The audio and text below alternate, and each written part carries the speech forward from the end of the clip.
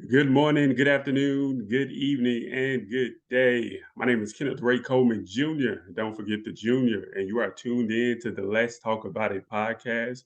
We are on episode number five. Number five. We are here. Man,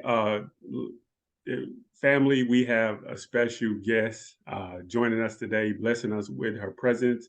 I call her the plug. She is becoming a media mogul, has different platforms. The Dear Shamika podcast that I'm sure a few of y'all have seen me on. And I know once y'all see me on it, y'all started following her.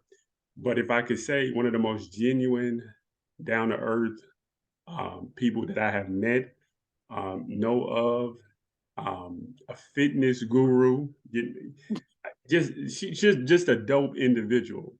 Y'all help me welcome Miss Shamika to the show. Hello, hello. How are you? I'm doing wonderful, and I must say I've been a fan of yours for quite some time.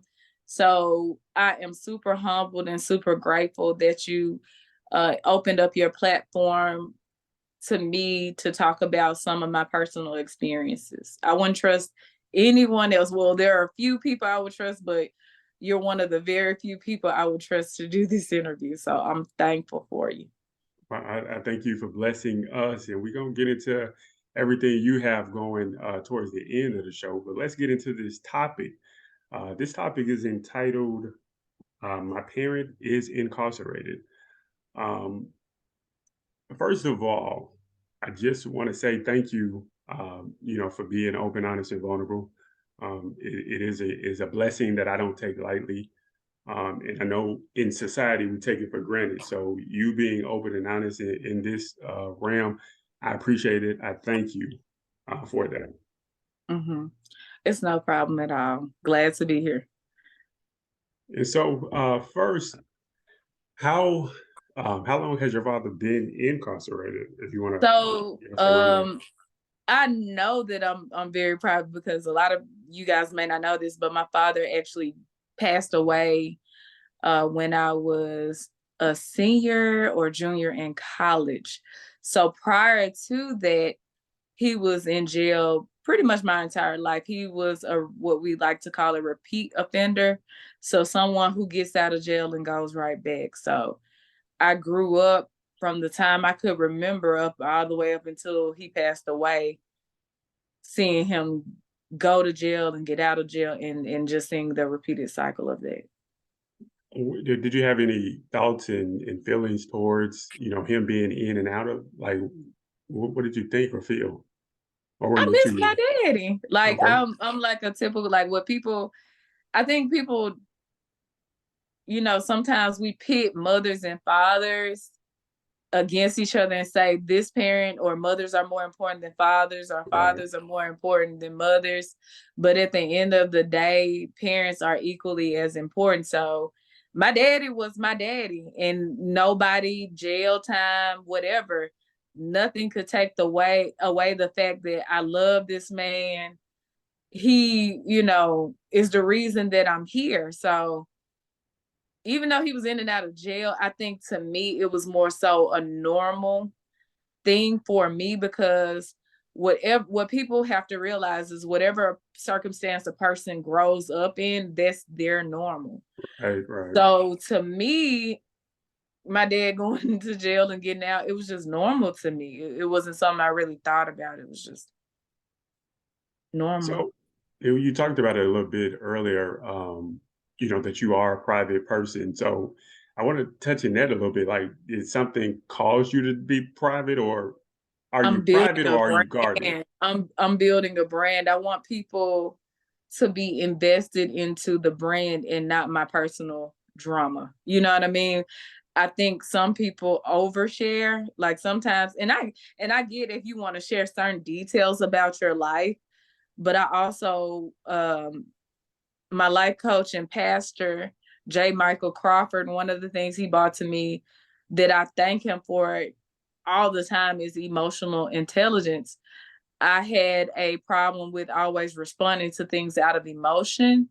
So once he bought that to me, I realize everything, it doesn't need a reaction. There's times where I go through personal things and I'll type out a status and delete it, Mhm. because once you put it out there, it's out there, and nothing like the internet is the internet. People can screenshot, and some things are unnecessary. So I share things as needed. I try not to throw pity parties online, because it's like, why am I posting this? Am I posting this for sympathy? Am I posting this? Like, what is the purpose behind me saying this? So if it has no purpose, I don't post it.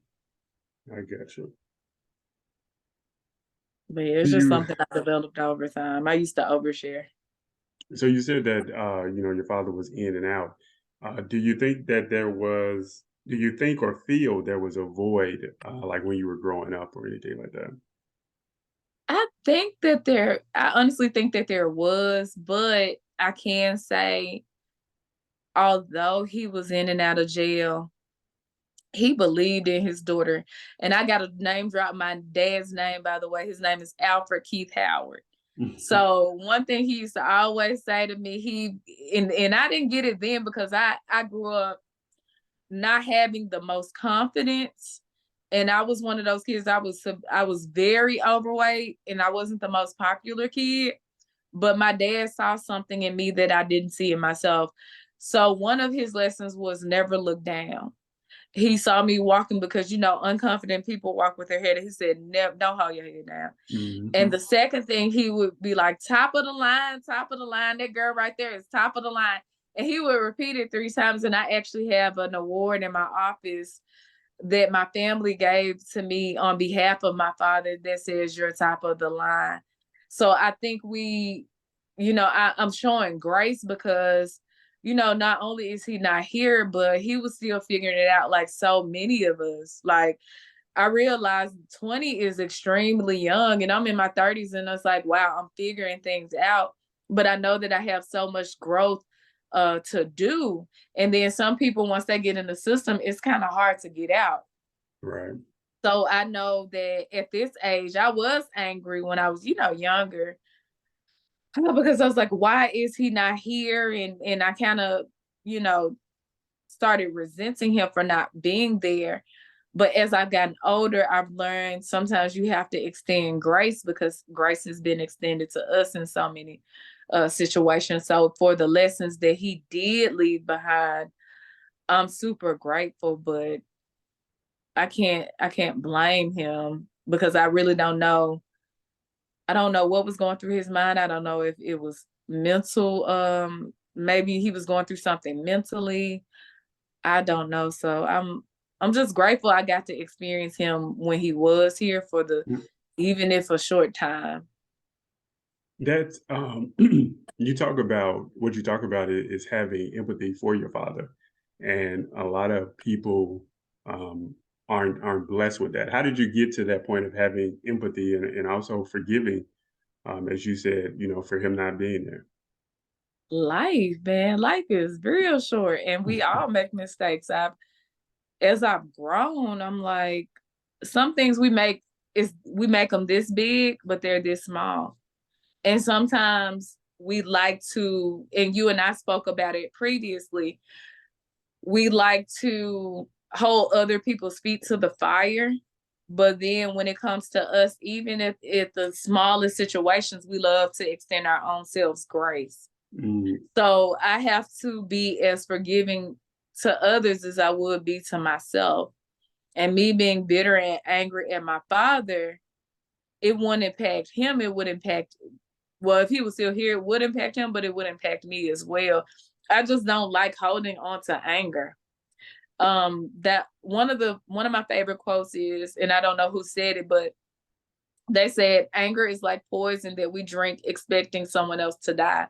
right, right. So I try to live my best life. I try to be like, if I don't, like, one of my uncles, he passed away. And I also, like, I had people I looked at, like, like father figures. And his name was Wardell Baxter. And Wardell, my Uncle Dale, as we called him, he be like, Mika, you always sweat the small stuff. Stop sweating the small stuff. And it is crazy, because he actually died from an anxiety attack, which led to, it triggered a heart attack, which I didn't know that could happen prior to him dying. So while he was giving me this advice, he was struggling with anxiety. Mhm. So I like to learn from people who, pass down their ancestral knowledge. But he said, don't sweat the small stuff. So me being angry at my dad, I mean, I can't, like, I can say I've forgiven him, and I don't, man, if he would have did it like this, there's no need to do that. Am I doing that because I'm genuinely mad, or am I looking for sympathy? And a lot of times, some of us do things to get sympathy from others for attention. Not saying everyone does that, Right, but right. if I were to do it, it would be attention seeking. So I try not to do things to get pity, to get attention. I like telling stories. So when I saw The Pursuit of Happiness, and, Will Smith went through all that stuff, and at the end of the movie, he got the job, and he said, "Was it as easy as you made it look?" And in that moment, Will Smith said, tears coming down his eyes, he said, "No, sir." And I say that because when you talk about healing stuff, when you talk about growth, when you talking about having empathy and forgiving people, like, you make that look easy. Like, Oh man, it's not. and I know it's not easy because you've been through that process, but, but I'm I got a saying, story for you. I got a let me story. hear. You brought back a story, so and nobody knows, they learning on your show. So we were in high school, and I was a senior. And like I said, I got kind of, picked on. I wasn't one of the cool kids in high school. And so I'm sitting in the corner. I got these shades. I don't know what I was thinking, because I was one of those kids like, what's she doing? But I had this chain on, and my daddy, like on Friday, I know it's not a funny moment. Like he said, my grandma gave me this chain, but for real, my daddy gave me that chain. And I guess like one of the girls, I guess it reminded her of Tupac. So she was like, hey, everybody, Tupac in the classroom.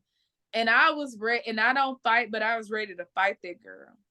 Mm, So I think also kids don't understand, because I think I was too, even if I did have trauma, the trauma that I experienced, I may have been too young to understand. But as kids, we can be cruel and not even knowing, like, man, this girl's dad is locked up, and this was definitely. a gift from her dad, and you trying to make a classroom laugh, you're attacking the very thing that her father gave her, which was a chain. And that was at the time, I think he had written me like a card. I still have the cards that he wrote me, and sending me money from prison, and things like that. So yeah, like I valued him. It's just I was hurt because I'm like, where is he?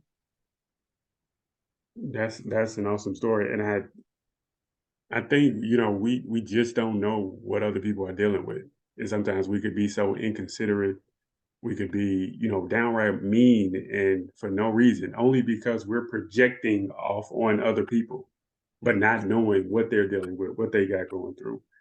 Mhm. But even growing up, tell me about, how did your support system look? I had family, but I was, this is the thing about people. People can only teach you as much as they know. Hmm. So I feel that if you come from a family who has done things the same way for years, and who exhibit certain behaviors, and not saying my family is a horrible family, but if things are the way they are, nobody knows, hey, we need to break these generational curses of pain and trauma. So Right. I can say that we were a normal, family, as far as just like being together. But honestly, I think as I grew into myself, because I really was an awkward kid who, and something I would do, which I don't do now, I would adopt the behaviors of whoever I was around, because, oh, you seem like the cool kid, I'm gonna act like you, or you seem like the person that I would want to be like, I'm gonna act like you, because that'll get me the attention that you get. When I started growing into myself, then my support grew only because I know who I am now.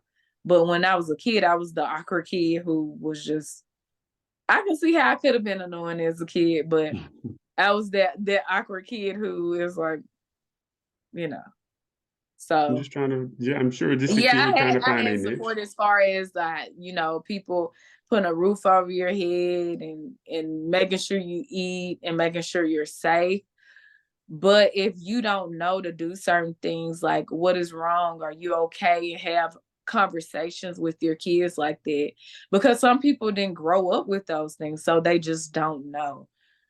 So I can't really blame anybody for not doing that because a lot of us just don't know. But the necessities I had. So is that where one of many of your passions was birthed through that process? Which one? That you let me know if it was birthed through that I process, didn't if really any of grow them. into who I am until college. Like college really molded me into who I am because I was bullied, like y'all. I was bullied a lot. Like I don't talk about it because it's kind of hurtful. But when you and we talk about, like, I had a show yesterday about colorism, and we talk about Y'all go check pretty it out, Miss privilege. Shamika. Yeah, we talk about overweight and underweight, but I was just saying this, like I was the overweight awkward girl. So when you're the pretty one, you get treated nicer than the overweight awkward person. Like you're treated like you're invisible. So like even with weight loss and growing, growing into myself and discovering myself, it's just like everything kind of changed. But I started discovering who I really was during college, and also realizing like every friendship is not for me, because some people will be around you and they'll tear you down.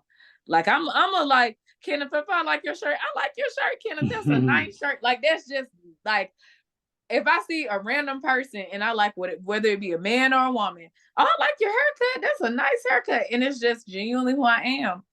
I would get shut down for doing it. Why you Yeah, always compliment people? And I'm like, so eventually in college, I learned how to like branch out from those people. But even through motivational speeches and people who believed in me, it pushed me to grow into a different person and be more accepting and more embracing of who I am as a person. Because at first I didn't know who I was. I was just trying to be like everybody else. I do understand. Do you well, hmm, that's a good thing. How was your I'm saying, let me just go ahead and say it. Oh yeah, just Um, don't hesitate. did you gravitate to more people outside of your family because you know how you sometimes we gravitate towards I friends like or my just family, my grandma and my aunts and uncles, and no, I had family. And then I would, because I was the awkward kid, I feel like some of the people I would hang around were, I don't know, like I had some people who were great people, but then some of us, I think, hung around each other because nobody else was hanging around us. So I really didn't even have, I was never taught, like, okay, this is how you pick friends, or this mm, is how you are. I don't think I was a good friend. So this is how you show that you're a good friend. I didn't know how to do all this stuff. So I just hung around whoever hung around me. mm, I do definitely understand. So give me what is a misconception about having a parent incarcerated? You know, The kids hate them. mm, Kids don't hate their parents. Now I can see how somebody like maybe could resent a person, but and we're all different. But I loved my dad. Like him going to prison didn't change how I felt about him as a parent. Like I loved him, and he really gave me, even though it was just a few, he gave me some life lessons. And I think we put a number, like a convict number, on people who went to jail. My daddy was extremely smart. Like they told me he made what was like a go-kart with a motor, like when they were little kids. He was doing stuff like that. So he was extremely smart. It's just, circumstances. And he started out young. So you in the system, like once you in. So, and And I I think think people like, oh, go ahead. I'm no, sorry. no, you go, you go. I think when people look at me, a lot of people think I come from privilege and they think I've never been through anything because of the way I present myself. But even my father's story with him, passing away and being in and out of jail, I didn't want to pay him in the wrong light. So, and in some situations like childhood trauma and stuff like that, I also think about what I say and how it's going to impact others. So even though something may be my truth, if it's going to take away somebody that I love's voice or hurt someone that I love, it's not, I feel, and I don't knock people who tell their truth about whomever, but I would never put somebody I love in a situation to hurt for views. Right. I love one That's thing just, I love one thing that you said about, your father gave you a life lesson early, dropped a gem with you as far as he was able to see you. And I think a lot, let me speak for me. I he know was I so missed that lesson growing up as a child. Like I felt like I wasn't seen. So now in my adult years, I'm looking to prove myself to people instead of showing them who I am. And that's a struggle for me. So I appreciate your father for that nugget. So I'm gonna hold on to it if you you don't gotta mind. you gotta be who you are. Everybody else is taken. You gotta be, as you embrace who you are, you'll be like, man, I'm having good. It'll come off like my life coach, he's helping me a lot. He's like, as you do certain things and eliminate certain things, your message will come off more authentic. Our viewers can tell. So Yeah, it'll bring you more view because you deserve viewers, right? So you're not struggling, you're doing great. It's just you can't be so hard on yourself. You got this thing. yeah, I definitely. Well, I'm holding on to it. I'm holding on It to it. just takes time. I'm So I'm there. I'm there with you because it's hard putting yourself, like, even, I've been going through weight gain and loss. Even with the weight gain, it's hard putting yourself out there because of, image. Image can make or break you when you're trying to build a following. And with me, I feel like I look better at a certain weight. When I gain weight, and it could just be a coincidence, but when I lose weight, my viewers go. And I'm like, I'm talking about the same stuff. So I'm like, are y'all, like, is it because of my, the look, or is it my content?